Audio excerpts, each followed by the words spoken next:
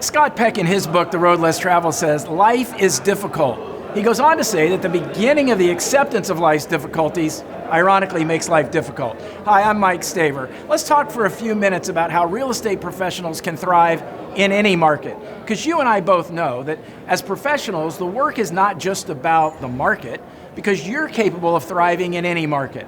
You know, we live in a world that bombards us with thoughts of anxiety and pressure, and the press wants to tell us that things are good or things are bad, things are difficult, things are right or things are wrong. And the challenge is that you have proven to yourself over the years that you are quite capable of being able to build the kind of business that will help you thrive, help you build a better business and be better at what you do every single day.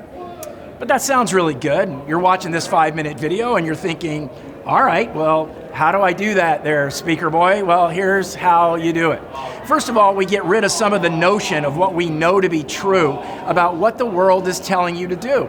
If it's true that life is difficult, if it's true that there are challenges in any market, why do we get the cliches? Why do we hear people say, tough it out, power through it, suck it up, buttercup, work harder, not smarter, like somehow you weren't smart all this time? Why does that happen?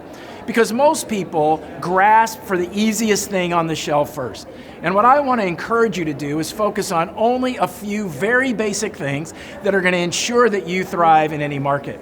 When we work with clients around the world, we always encourage them to keep their focus very narrow.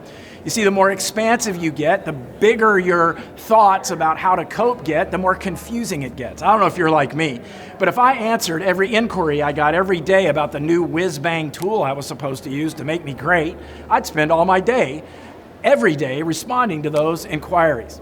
So I want you to narrow your focus down to just a couple of things that are going to help you be more successful.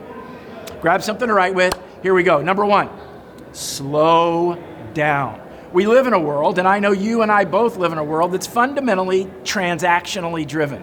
That is to say that we're constantly being forced to quickly go from one transaction to the next. And I'm talking about physically slowing down. Slow down the way you talk, slow down the way you walk, slow down everything. And here's why. Thriving and high performance works when your brain has the opportunity to execute effectively on what it knows to do well. But if you're in a hurry, and if you're speeding along every single day, your brain perceives that you're in a crisis, and it's going to eliminate creativity and effective decision making. The second thing I want you to think about is focusing on the things you can control. There's a lot going on in the world. There's a lot of people that want you to focus on things outside of your control, but why would you? You see, your energy is directly related to how you invest it every single day. And if you invest your energy in the things you can control, how you interact with customers, what your mindset is, the things that you do every single day to drive your business forward, you're going to have plenty of energy at the end of every day to do the things necessary. But if you're constantly being distracted or focused on things you can't control, things that are going on in the news, things that are happening in the world, these kinds of things will keep you from doing the things you know you're capable of doing to thrive in any market. The third thing, and this is one of my favorites, is to limit your exposure to toxicity. Why would you associate with people who are playing below the line, who are engaging in gossip, who want to see what's wrong with the world instead of what's right with the world? You see, like anything in life, if you expose yourself to toxicity, that poison starts to affect you in a negative way. Probably one of the biggest indicators of your ability to thrive in any market is the ability to set effective boundaries.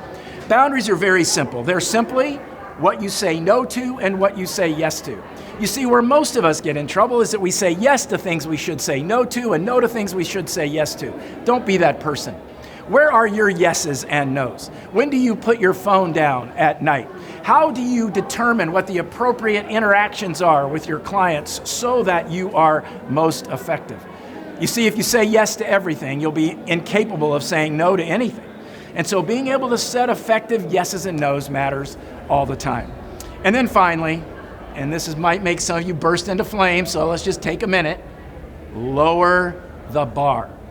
You see, what people tend to do is they tend to want to focus on these big goals and doing big things and big, hairy, audacious goals. I don't want to be around anything big, hairy, and audacious.